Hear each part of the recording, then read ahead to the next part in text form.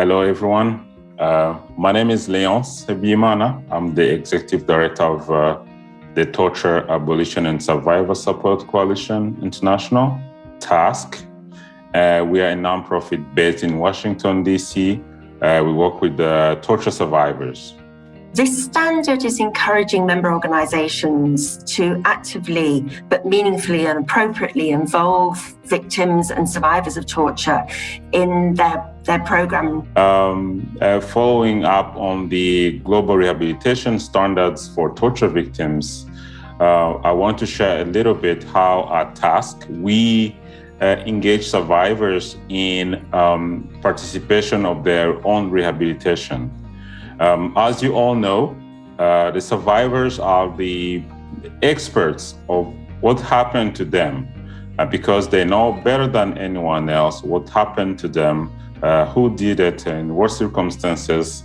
I think my reaction when I read it, I quickly read it, I felt that it's very much customer, I don't want to use the word victim, customer-centered or survivor-centered, if I may use that word, survival-centered, survival-focused, so which for me is a very positive thing to read. You know, everything is detailed into making sure that the customers, the survivors, I kept in mind, in all the approaches. Survivors' voices in all member organizations will be key in not just being given offering services, but in decision makings and all other aspects of their various organizations. And please let it not just be a document, but let it be we walk the walk, not the talk. Feedback on services and involvement in service design. They could actually be involved in service delivery. They may be active participants in media work and advocacy work. They may, in fact, become part of the governance structure. It can be done in many different ways, as long as it's done in a way that is appropriate and to the services of the organisation. And we all get inspired by their courage, their standing for their own rights, and educating us on what is happening back in their countries and how it could be avoided. Survivors have also been involved in bringing justice to themselves and their colleagues back in their countries who are still going through torture and persecution. And I always have this belief that disability does not mean inability. So we can achieve a lot even though we've gone through a lot. So at TASC, we make sure that survivors are involved in our strategic plan. When we are planning for services for survivors, we make sure that survivors are involved. In that regard, our board of directors is a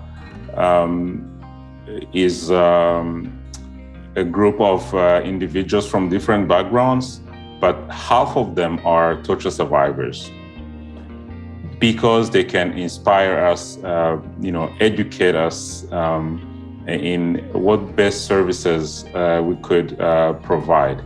I think I would like to use a recent example as a person also who is working at Freedom from Torture. It's been very inspiring for me is to see the way the design of the new strategy has been very much led by survivors, seeing other survivors co-leading with other staff members in different strands of the work that Freedom from Torture does is really a good example of the model of showing that survivors can also participate and contribute to important discussions.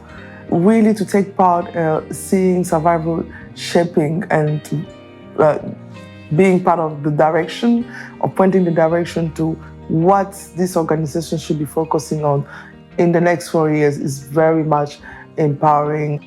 We also consult survivors during our general assemblies during the year when we're making decisions on implementation plans, but also we try to get feedback from them as frequently as possible to make sure that the services that we are providing are helping them. Participation at Freedom from Torture to service users, I would say, has been very immense. Involved in every aspect of the decision that is to be taken. We have this slogan to say, nothing for us without us. So, and that has been manifested by Freedom from Torture in all their dealings with the service users, ranging from the policies, the pathway document that define how the organization is going to operate. At Tree of Life, we are a survivor implemented organisation. A number of the employees of the organisation are survivors of torture, and we have an active network of community volunteers who are all survivors of torture or collective violence.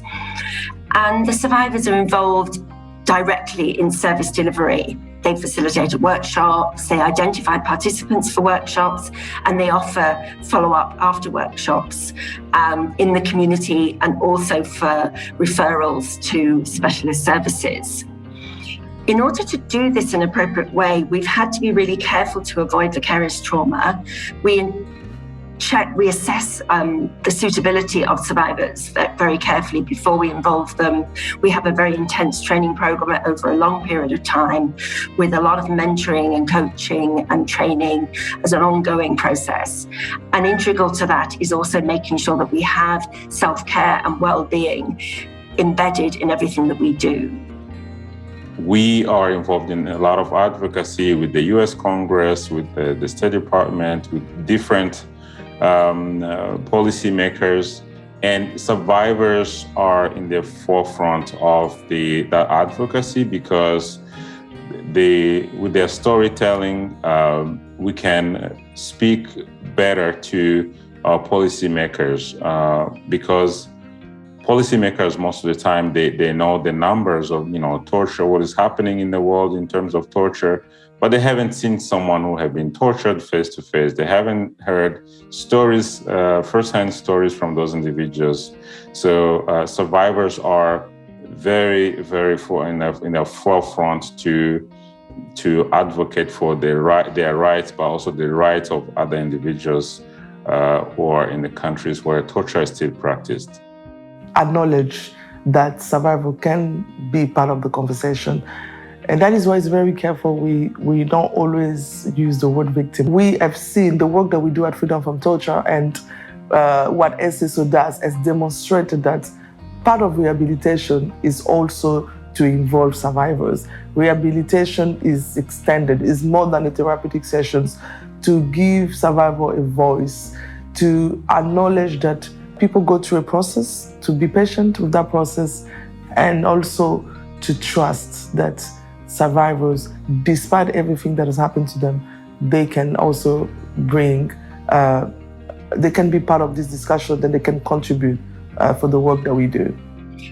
We found that by involving survivors in our service delivery, we're actually demonstrating that there is life after torture. They are a living embodiment of restoration, a living embodiment that you can move on with life.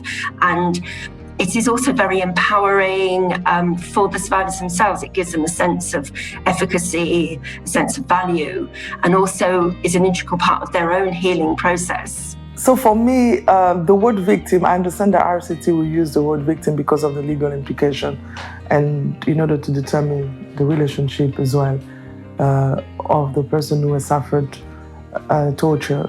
But as a survivor, I think that the language that will be more appropriate and more empowering will be the one of survivor, because it removes the person from a weakness and also gives hope and reminds the person that they can overcome as well. And it sends a positive message. So thank you so much. Have a wonderful day. Bye.